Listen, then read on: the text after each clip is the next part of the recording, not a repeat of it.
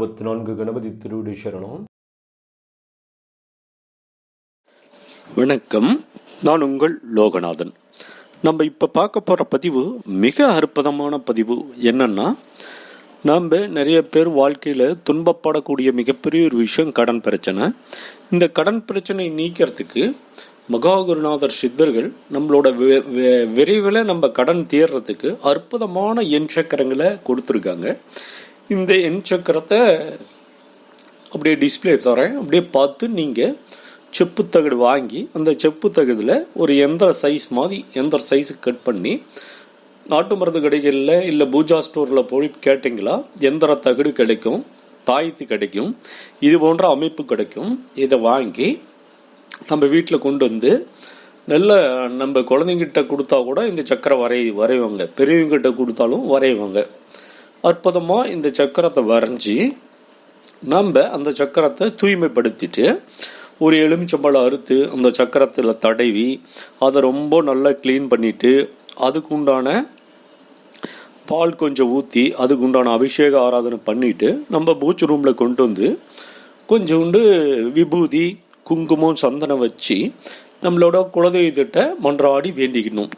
என்னன்னு, அப்பா நான் இந்த கடன் பிரச்சனையால் ரொம்ப துயரப்பட்டுக்கிட்டு இருக்கேன், என் வாழ்க்கையில் நிம்மதி எழுந்துட்டுருக்கேன், இந்த கடன் ரொம்ப நானும் பல வருஷங்களை என்னால் தீர்க்க முடியல, கடனுக்கு மேலே கடன் வாங்கிட்டே இருக்கேன் அப்படிங்கிறவங்க இந்த முயற்சி செஞ்சு பார்த்தீங்களா நிச்சயம் பலன் தரும் அப்படின்னு நம்ம குலதெய்வத்திட்ட வேண்டிக்கோங்க.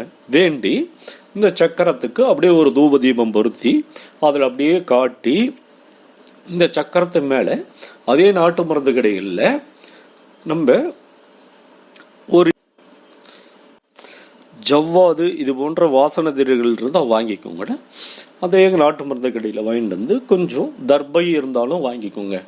இதெல்லாம் வாங்கிட்டு இந்த சக்கரத்துக்குள்ள சிறிது தர்பையை உள்ளார போட்டுருங்க.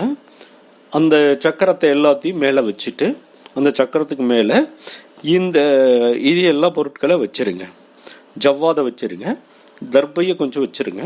வச்ச பிறகு இது அப்படியே சுருட்டி நீங்கள் வாங்கிட்டு வந்தீங்க இல்லைங்களா, அந்த தாயத்தையும் நல்லா கழுவி கொண்டு வந்து அப்படியே அதுக்கும் தூப தீபம் காட்டிட்டு அந்த தாயத்துக்குள்ளே போட்டு அடைச்சிருங்க.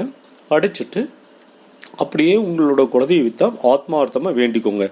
தூப தீபத்தில் காட்டி, என்னுடைய குலதெய்வமே எனக்கு இருக்கிற இந்த கடன் பிரச்சனை விரைவில் நீக்கி கொடுங்க படிப்படியான்னு சொல்லி மனமாற பிரார்த்தனை பண்ணுங்க.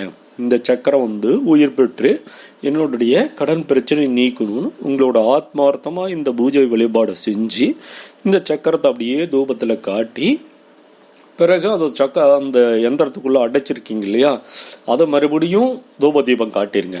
சக்கரத்தை உள்ளார அடைக்கிறதுக்கு முன்னாடியும் தூப தீபத்தில் காட்டி வேண்டிக்கோங்க. பிறகு உள்ளார போட்டு நல்லா சுருட்டி அடைச்ச பிறகு கரெக்டாக அந்த சக்கரங்கள் ஒரு பின்னங்களும் ஆகக்கூடாது.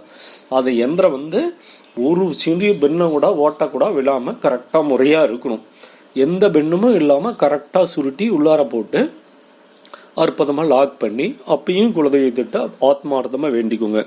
என்னுடைய குலதெய்வமே, நான் எப்பிறவிலே எந்த பாவங்கள் செஞ்சிருந்தாலும் அந்த கடன் பிரச்சனை நீக்கி அது எல்லாத்தையும் தீர்த்து படிப்படியாக நீக்கி என்னுடைய வாழ்க்கைக்கு இந்த கடனில்லாத அற்புத வாழ்க்கையை கொடுங்கன்னு ஆத்மார்த்தமாக வேண்டிக்கோங்க.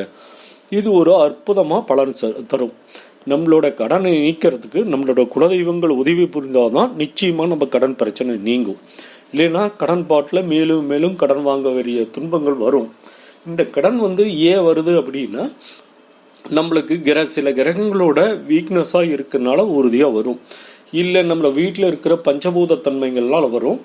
இல்லை நம்மளோட வீட்டுகளில் இருக்கிற தீய சக்தி பிரச்சனைனால வரும். இது போன்று ஏதோ ஒரு அமைப்புனால தான் இந்த கடன் பிரச்சனை வருது. அது கிரக பிரச்சனையாக இருந்தால் கோயில்கள் போய் வழிபாடு பண்ணிக்கிட்டே வந்தால் அற்புத பலன் தரும். இல்லை மாந்திரிக பிரச்சனை இருக்கானாலும் குலதெய்வத்திட்டு அப்படியே வேண்டுக்கோங்க. இந்த கடன் பிரச்சனைக்கு எனக்கு எந்த கிரகங்கள் தோஷங்கள் எது இருந்தாலும் நீக்கி எனக்கு உடலில் இருக்கிற மாந்திரிக பிரச்சனை, எங்கள் வீட்டில் இருக்கிற மாந்திரிக பிரச்சனை, சகல தோஷங்களை நீக்கி இந்த சக்கரம் நல்லா உயிர் பெற்று சக்தி பெறணும் அப்படின்னு சொல்லி ஆத்மார்த்தமாக வேண்டி இந்த சக்கரத்தை உங்களோட கழுத்தில் அணிச்சுக்கோங்க. ஆண்கள் அனைவரும் அணியலாம், பெண்களும் அணியலாம். இது முறையாக இது போன்ற டெய்லி இது உரு கொடுங்க. ஒரு 48 நாள் இதுக்கு மந்திர உருக்கள் கொடுத்துட்டே இருங்க. மந்திர உருனா நீங்கள் ஆத்மார்த்தமான ஒரு பிரார்த்தனை. இந்த சக்கரம் நிச்சயமாக உயிர் பெறும், பிரபஞ்சத்தில் போய் வேலை செய்யும். நம்மளோட குலதெய்வம் உறுதியாக நம்மளுக்கு அந்த கடன் பிரச்சனையை படிப்படியாக நீக்கும். இந்த சக்கரத்தை போட்டேன் உடனே என் கடன் நீங்குது அப்படின்னு இல்லை. நீங்கள் இந்த சக்கரத்தை போட்டு மேலும் மேலும் உங்களோட செய்தொழிலில் உழைச்சிக்கிட்டே இருந்தால் உங்களுக்கு லாபங்களை கொடுத்து படிப்படியாக ஏதோ ஒரு ரூபத்தில் இறைவன் உங்களுக்கு லாபத்தை கொடுத்து இந்த கடனை படிப்படியாக அடைக்க வழிவகை பண்ணுவார். இது ஒரு அற்புதமான எண் சக்கரம். அந்த எண்களை அப்படி எழுத்துக்களாக மாற்றி மகாகுருநாதர் சித்தர்கள் இது போன்ற மக்கள் வழிபாடு பண்ணக்குள்ள அவங்களுக்கு உண்டான தோஷங்களை நீக்கி உறுதியாக விரைவில் படிப்படியாக இந்த கடன் சுமையை குறைக்க முடியும் அப்படிங்கிறது தெளிவுபட நம்மளுக்கு உணர்த்திருக்காங்க. இந்த சக்கரத்தை ஒரு எந்திரத்தில் அடைச்சி எல்லோரும் உங்களோட பிரார்த்தனை வச்சு உறுதியாக எந்த செலவு இல்லாமல் நீங்களே இதை தீர்க்கக்கூடிய ஆற்றல் இறைவன் உங்களுக்கு கொடுப்பாரு. இது ஒரு அற்புதமான பதிவு. எல்லோரும் இப்பதிவை பயன்படுத்தி பயன்பெற வேண்டும். ப்ளீஸ் சப்ஸ்கிரைப் கணபதி ஆன்மீகம்.